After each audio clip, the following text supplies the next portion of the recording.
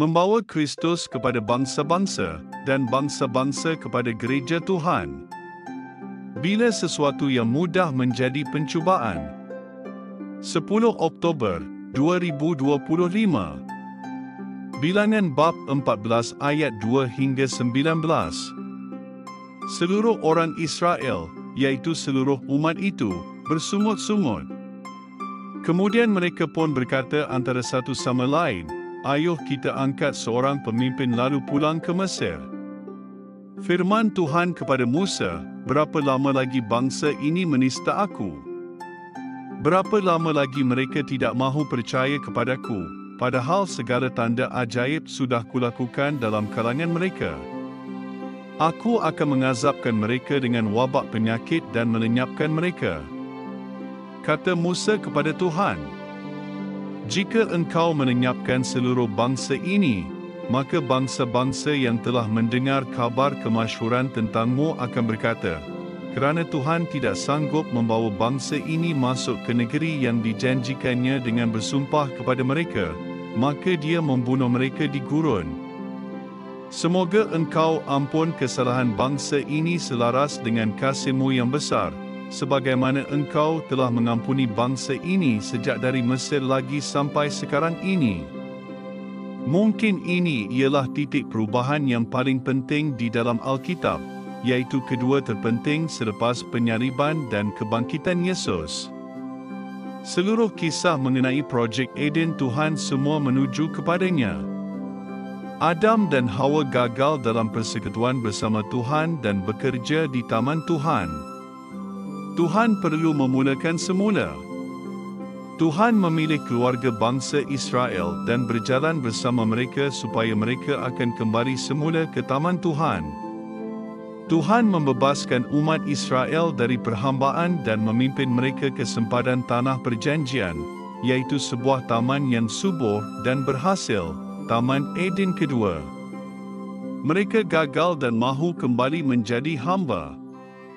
Tuhan benar-benar murka. Dia mahu memulakan semula dengan umat yang baru. Musa berbincang dengan Tuhan. "Maafkanlah mereka lagi, ya." Pada fikiran Musa, mungkinkah pengampunan Tuhan satu perkara rasmi? "Tuhan, ampunkan mereka sahaja. Bukankah ini yang engkau lakukan? Engkau suka mengampuni. Kami suka berdosa. Semua orang akan menang. Kita selesaikan dengan cara begini. Pernahkah kamu melalui pencubaan? Ia seperti permainan kerusi musik dengan hadiah. Semua orang menjadi pemenang. Permainan berjalan berserta musik hanyalah perkara rasmi kerana semua ialah pemenang.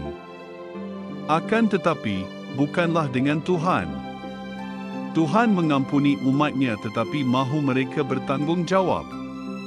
Mereka berkata mereka lebih rela mati di padang gurun. Ini berlaku dalam 40 tahun berikutnya.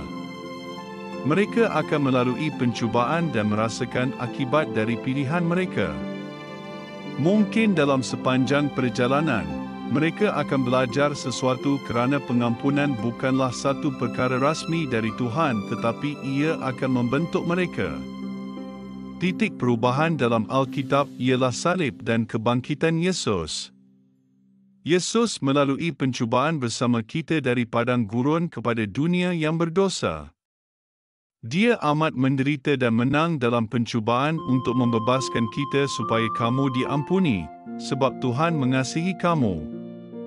Tuhan begitu mengasihi kamu dengan pengampunannya dan membentuk kamu supaya kamu dalam kesatuan dan bekerja bersama dengannya selama-lamanya di tamannya. Dalam kehidupan fana ini, kita menanggung akibat dosa kita dan dosa yang lain sehinggalah Yesus datang kembali. Kita akan mati di padang gurun ini tetapi bersama dengan Yesus, akibatnya tidak berkekalan. Projek Eden Tuhan tidak akan gagal. Kamu bukanlah satu kegagalan. Kamu dikasihi dan Bapa Syurgawi sedang membentuk kamu. Ia bukan perjalanan yang senang tetapi disebabkan Kristus telah melalui pencubaan, Semua orang ialah pemenang di dalam Yesus. Kita semua masih membelajar. Kita berdoa, Bapa Syurgawi, bentuklah saya lebih menjadi anak-Mu. Dalam namanya kami berdoa. Amin.